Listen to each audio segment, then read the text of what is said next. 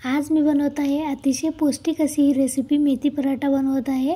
खूपच इजी पद्धत आहे, जास्ती वेळ देखील लागणार नाही, झटपट बनवून रेडी होते आणि चविष्ट देखील होते। मी लक्ष्मी, माझ्या रेसिपीमध्ये तुम्हा सर्वांचं खूप खूप स्वागत आहे। चला तर मग सुरुवात करूयात रेसिपी बनवण्यासाठी।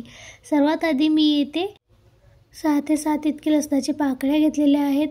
हिरवी मिरची कट करून घेतलेली आहे, तुम्ही तुमच्या आवडीनुसार कमी जास्त करू शकता। अद्रक कट करून घेतलेला आहे। आता आपल्याला याचं पेस्ट बनवून घ्यायचं आहे। थोडंसं जिरा टाकलेला आहे मध्ये।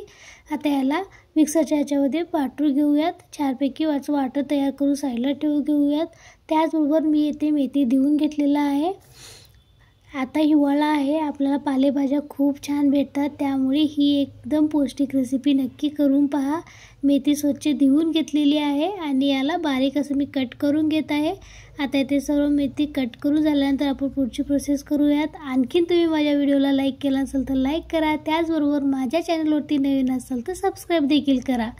आता मी येथे 2 वाटी इतकं गव्हाचं पीठ घेतलेलं आहे, त्यामध्ये अर्धी वाटीला थोडं जास्ती बेसन पीठ घालत आहे। त्याचबरोबर जे आपण वाटण बनवून ठेवलं होतं ते यामध्ये घालून घ्यायचं आहे।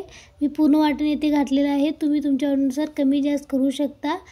कोणी तिखट कमी खातं त्यामुळे कमीही घालू शकता। त्याचबरोबर चवीनुसार मीठ घालत आहे, थोडंसं लाल तिखट घालत आहे। आता हे सर्व छानपैकी आपल्याला मिक्स करून घ्यायचं आहे। बघू शकता तुम्ही, हे सर्व मस्तपैकी मिक्स करून झालं पाहिजे। खूपच इजी पद्धत आहे आणि झटपट बनवून रेडी होतो। आपल्याला जेवणाला हो, सकाळचा नाश्ता हो, रात्रीचं जेवण कोणत्याही टायमिंगला हे एकदम परफेक्ट रेसिपी आहे। आता त्याचबरोबर आपण कट करून ठेवलेली मेथी आणि थोडीशी कोथिंबीर मी कट करून यामध्ये घालून घेत आहे। सर्वात आधी आपल्याला हे मस्तपैकी पिठात मिक्स करून घ्यायचं आहे, म्हणजे याचं पाणी सुटतं, त्यामुळे आधी हे मिक्स करून घ्यायचं आहे। त्यानंतर थोडं थोडं पाणी घालून आपल्याला घट्टसर याचं पीठ मळून घ्यायचं आहे। बघू शकता तुम्ही येथे थोडं थोडं पाणी घालून याचं छानपैकी पीठ मळून घ्यायचं आहे आपल्याला। आता इथे पीठ मळून रेडी आहे, याला 10 मिनिटासाठी रेस्ट करायला ठेवायचं आहे।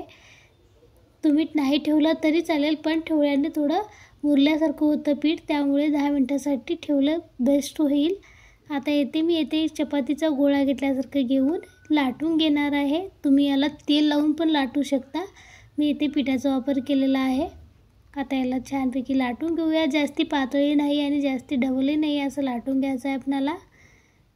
आता इथे लाटून रेडी आहे। त्याचबरोबर मी गॅसवरती आधीच तवा गरम करायला ठेवला होता। तवा गरम झाल्यानंतर आपल्याला मीडियम फ्लेमवर मेथी पराठा भाजून घ्यायचा आहे। तुम्ही बघू शकता येथे थोडंसं तेल लावलेलं आहे, तुम्ही या ठिकाणी तुपाचा देखील वापर करू शकता।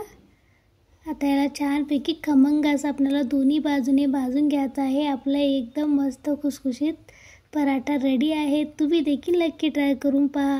आणखी माझी रेसिपी कशी वाटली कमेंट्समध्ये नक्की सांगा। आवडल्यास चॅनलला लाईक, शेअर आणि सबस्क्राईब करायला विसरू नका। अशा प्रकारे मी सर्व पराठे इथे भाजून घेतलेला आहे। याला आपण नॉर्मली तसेचही खाऊ शकतो, दह्यासंगत देखील सर्व करू शकतो। चला तर मग पुन्हा भेटूया अशाच एका छानशा रेसिपी बरोबर। तुम्ही हा माझा व्हिडिओ शेवटपर्यंत पाहिल्यामुळे तुम्हा सर्वांचं खूप खूप धन्यवाद।